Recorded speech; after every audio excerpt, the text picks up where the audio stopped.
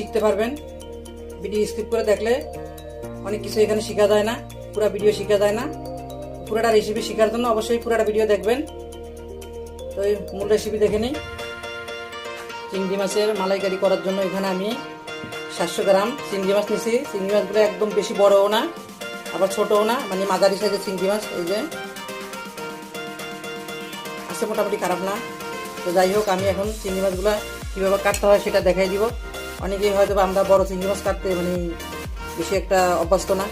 যাই হোক, আমি এখন কাটবো, আপনারা দেখে নিন। আগে এই শক্ত কাঁটাটা কেটে নিব, এই যে।